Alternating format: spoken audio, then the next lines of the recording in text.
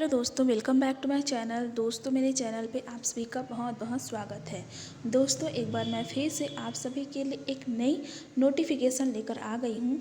दोस्तों, ये जो नोटिफिकेशन है वो लोक शिक्षण संचालनालय छत्तीसगढ़ शिक्षक भर्ती 12,500 शिक्षक भर्ती के लिए विस्तृत विज्ञापन जारी हो गया है। हाँ जी हाँ दोस्तों, बहुत बहुत बड़ी खुशखबरी है, गुड न्यूज़ है जितने भी एस्पिरेंट्स थे शिक्षक भर्ती के उन सभी के लिए। तो दोस्तों, अगर मेरे चैनल पे पहली बार आए हैं तो मेरे इस चैनल को सब्सक्राइब कर लीजिए और बेल आइकन को प्रेस करना बिल्कुल भी ना भूलें। तो दोस्तों, 4 मई 2023 के द्वारा संक्षिप्त विज्ञापन जारी किया गया था। जैसे कि कल सभी लोगों ने देखा होगा कि शिक्षक भर्ती विज्ञापन का संक्षिप्त विज्ञापन जारी हुआ था। ये जो भर्ती है वो सीधी भर्ती होने वाली है। इस विज्ञापन के संभाग संवर्ग के रिक्त पद की पूर्ति के लिए ऑनलाइन आवेदन पत्र आमंत्रित किए जाने वाले हैं 6 मई से। तो दोस्तों, यहाँ पे पूरा विस्तृत हम लोग डिटेल में यहाँ पे देखेंगे कितने पदों के लिए आया हुआ है वैकेंसी, कौन कौन से कैटेगरी के लिए आया हुआ है, ये सारी योग्यता क्या है, ये सारे बिंदुओं पे हम चर्चा करेंगे, विस्तृत रूप से यहाँ पे डिस्कस करेंगे। तो चलिए वीडियो को स्टार्ट करते हैं देर ना करते हुए।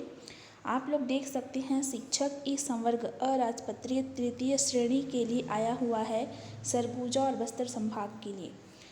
अनारक्षित मुक्त में टोटल सरगुजा और बस्तर संभाग को मिला के 125 पद हैं। महिला के लिए 70 पद, अनुसूचित जाति मुक्त के लिए 74 पद हैं 74, और महिला के लिए 31 पद यहाँ पे दिखा रहा है। इसी प्रकार से दोस्तों, अनुसूचित जनजाति के लिए मुक्त में 492 पद यहाँ पे आए हुए हैं और महिला के लिए 206 पद। अन्य पिछड़ा वर्ग के लिए मुक्त में 77 और महिला के लिए 37। तो सबसे ज़्यादा जो पद है वो एसटी वर्ग के लिए आया हुआ है। उसके बाद एससी वर्ग अनारक्षित के लिए आया हुआ है और अन्य पिछड़ा वर्ग के लिए आया हुआ है। सबसे ज़्यादा पद अनुसूचित जनजाति एसटी के लिए आया हुआ है। अब देखते हैं कि टोटल सभी वर्गों को मिला के कितना पद यहाँ पे आया हुआ है।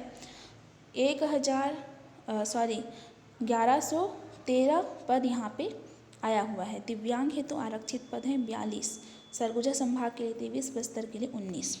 इसी प्रकार से शिक्षक टी संवर्ग के लिए सरगुजा बस्तर संभाग में अनारक्षित के लिए टी संवर्ग मतलब ट्राइबल एरिया, और ई संवर्ग मतलब होता है एजुकेशनल एरिया, शहरी एरिया, और टी वर्ग में ट्राइबल एरिया आता है जो ग्रामीण एरिया होता है वो आता है।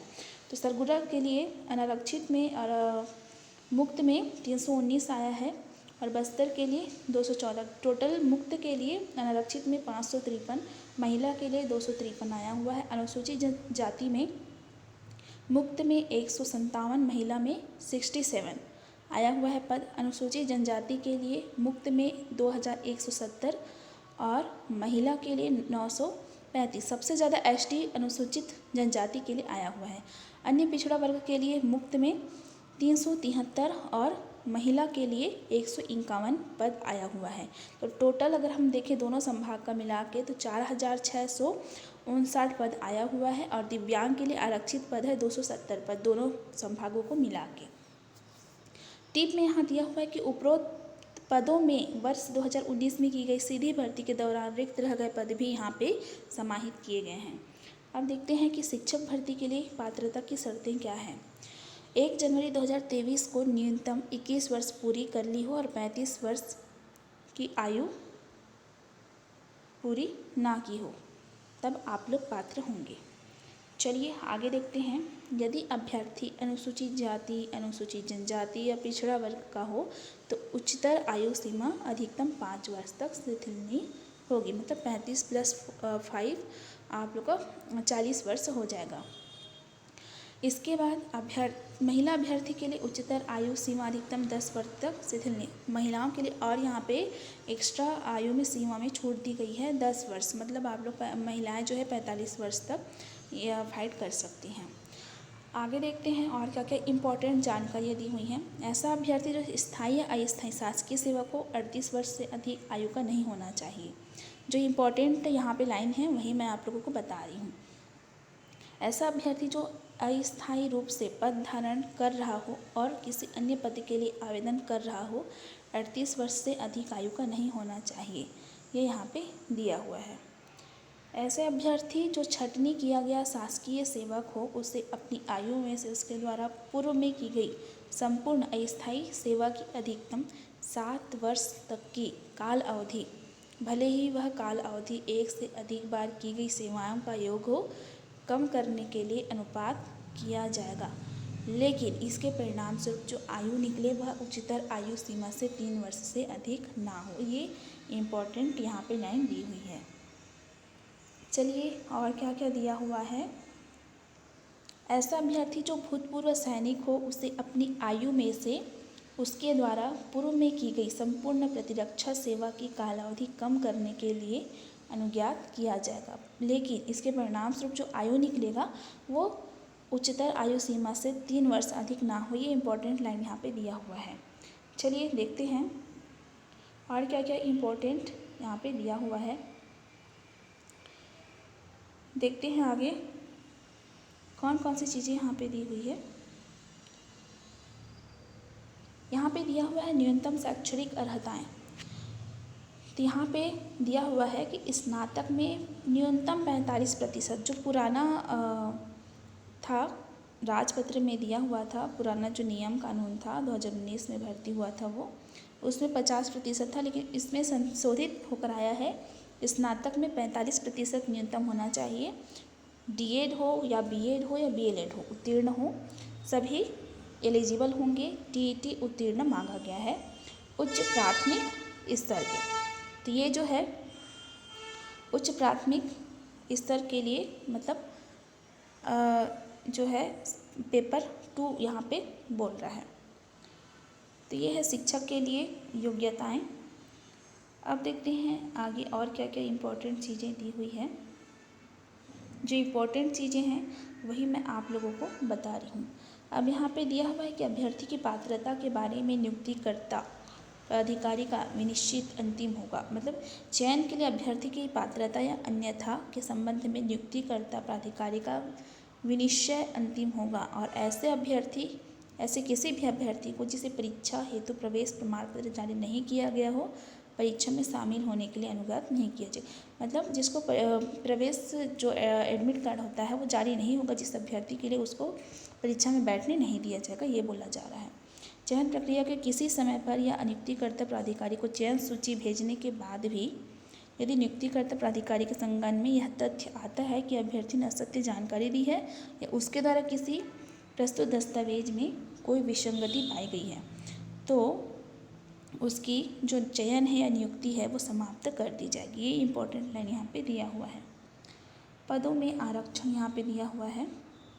सेवा में भर्ती के समय छत्तीसगढ़ लोक सेवा अनुसूचित जातियों, अनुसूचित जनजाति, पिछड़े वर्ग के लिए आरक्षण अधिनियम 1994 के उपबंध और उक्त अधिनियम के अधीन शासन के सामान्य प्रशासन विभाग द्वारा समय समय पर जारी निर्देश भी लागू होंगे। महिला अभ्यर्थियों के लिए 30% पद आरक्षित रखे जाएंगे। यह आरक्षण समस्तरीय प्रभागवार होगा। तलाकशुदा महिला अभ्यर्थियों को अधिमान दिया जाएगा, ये भी यहाँ पे दिया हुआ है। अब देखते हैं चयन सूची। चयन हेतु भर्ती परीक्षा का आयोजन छत्तीसगढ़ व्यावसायिक परीक्षा मंडल व्यापम जिसे कहा जाता है उसके द्वारा किया जाएगा। परीक्षा में भाग लेने के इच्छुक अभ्यर्थी व्यापम की वेबसाइट का नाम यहाँ पे दिया हुआ है cgvyapam.cgstate.government.in के माध्यम से आवेदन कर सकते हैं। तो ये जो आवेदन की प्रक्रिया है वो ऑनलाइन रहेगी। ऑनलाइन माध्यम में वेबसाइट में व्यापम की जो वेबसाइट है वहाँ पे जाके आप लोग आवेदन कर सकते हैं। इसके बाद है कि चयन सूची जारी दिनांक से 1 वर्ष के लिए वैध रहेगी और इसकी जो वैध दिनांक जो है 1 वर्ष के लिए वैध रहेगी।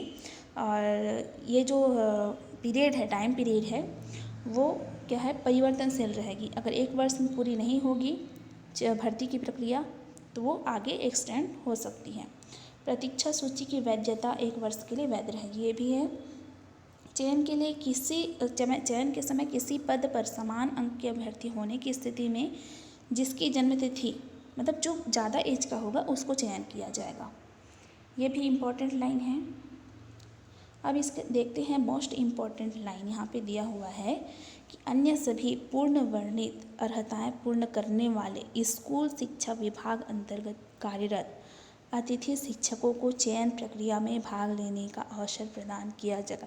जितने भी विद्यामितान अतिथि शिक्षक काम कर रहे हैं उनको चयन प्रक्रिया में भाग लेने का अवसर दिया जाएगा और इन अतिथि शिक्षक को कार्य के प्रत्येक वर्ष के लिए 1 वर्ष के लिए 2 बोनस अंक मिलेगा, अधिकतम 10 बोनस अंक मिल जाएंगे।